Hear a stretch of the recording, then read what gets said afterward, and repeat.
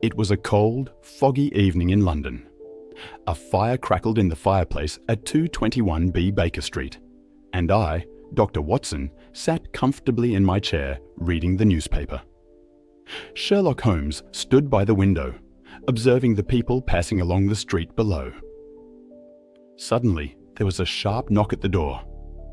Mrs. Hudson ushered an elderly gentleman into the room. His face was lined with worry, and in his trembling hand he carried an old blue pocket watch. "Mr. Holmes," he said nervously, "I need your help." Holmes gestured for him to sit. "Before we begin," Holmes remarked, "you are a railway engineer. You returned from Manchester 2 days ago, and you slept very little last night." The man's eyes widened in astonishment. "How on earth did you know that?" Holmes smiled faintly. "There is railway grease on your coat, Manchester's distinctive red soil on your boots, and the dark circles beneath your eyes reveal a lack of sleep." "Remarkable!" the man exclaimed. "My name is Harold Fenwick. This watch belonged to my grandfather. 3 days ago, something very strange happened. The watch disappeared from my house. Yesterday morning, it reappeared in my room, but hidden inside it was a small piece of paper." He handed the watch to Holmes. Holmes examined it carefully. "Interesting. What was written on the paper?" I asked. Harold removed a folded note from his pocket. Only a single sentence appeared on it. "Time does not hide the truth." "That's all?" I asked. "Yes." A spark lit up Holmes's eyes. "Watson," he said, "I believe we are standing at the beginning of a most fascinating mystery." Fenwick Manor. The following morning, we travelled to Fenwick Manor. The old estate stood several miles outside London, surrounded by towering trees and enclosed by a wrought iron gate. Harold gave us a tour of the property. 4 people lived in the manor. Harold Fenwick, his niece, Clara the butler, James Morton, the gardener. Edward Briggs Holmes interviewed each of them separately. Clara appeared intelligent and calm. James Morton seemed disciplined and loyal. Edward Briggs, however, appeared unusually nervous. Holmes listened carefully to each account before proceeding directly to the room where the watch had been kept. The room was spotless. The windows were locked from the inside. The door showed no signs of forced entry. "So the watch vanished and returned without anyone entering the room?" I asked. "Exactly," Harold replied. Holmes studied the watch once again. Then he opened the back cover. Something had been scratched into the metal. "Watson, take a look." I leaned closer. 3 numbers were engraved: 17, 4, 9. "What do they mean?" I asked. Holmes did not answer. Instead, he stared thoughtfully at the watch. And thus, the mystery deepened. Part 2. The Secret in the Library. That evening, Holmes seemed unusually quiet. While the rest of the household retired to their rooms, he remained in the manor's library, examining every shelf with intense concentration. "Holmes," I said, glancing around the enormous room, "what exactly are you looking for?"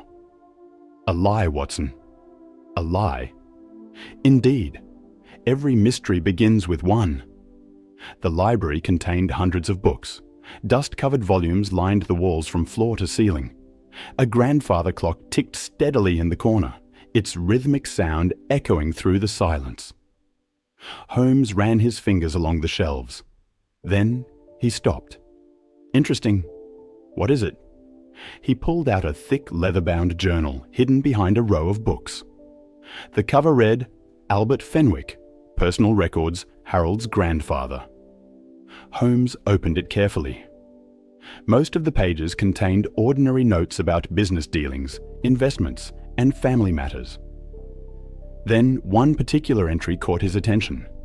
Holmes handed the diary to me. The words read, "If misfortune should befall me, the truth must remain hidden within time itself." I looked up. "Within time itself?" Holmes nodded. "The watch." We continued reading.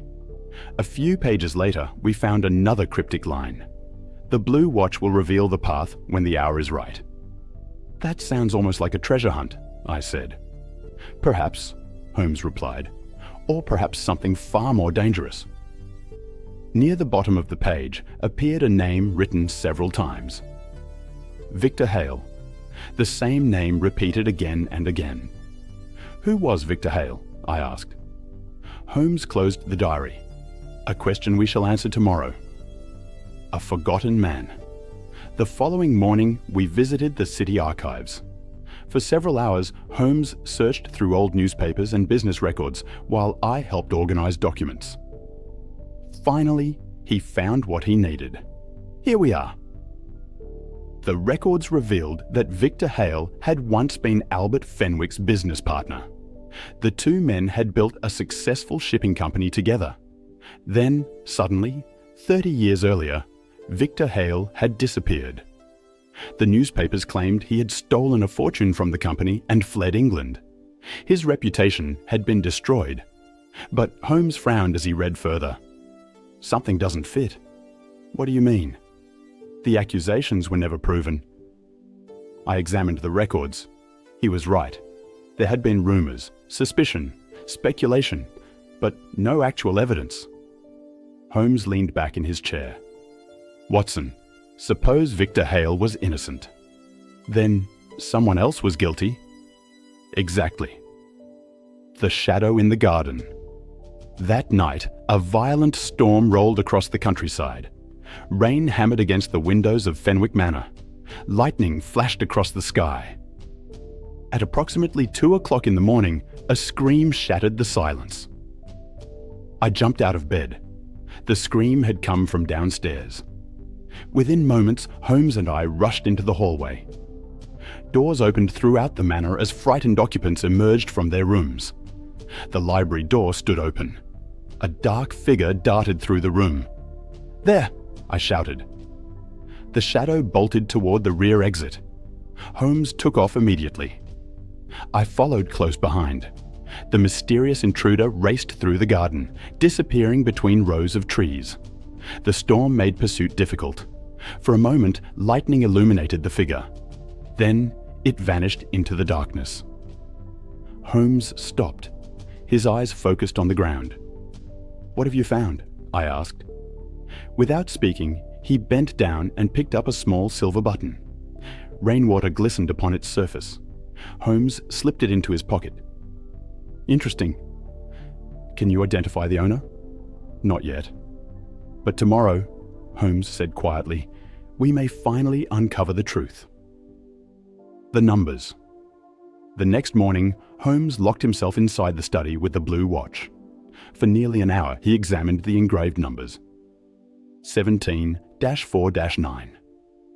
At last, he requested a map of the manor, then a second map, and finally a floor plan of the library.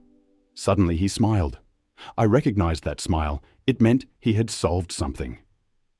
"Watson, what is it? The numbers are not coordinates." "No, they refer to the library." I stared blankly. Holmes pointed to the floor plan. "Shelf 17. He moved his finger. 4th row. Then, 9th book. Within minutes, we were standing before the correct shelf. Holmes counted carefully. 1, 2, 3. By the 9th book, he stopped. The volume appeared ordinary, a faded history text. Yet, when Holmes opened it, a sealed envelope slid onto the floor. Harold gasped. The envelope bore the initials. A.F. Albert Fenwick. The entire household gathered around. With trembling hands, Harold broke the seal. Inside was a letter written decades earlier. As he began to read, the room fell completely silent. And what the letter revealed would change everything.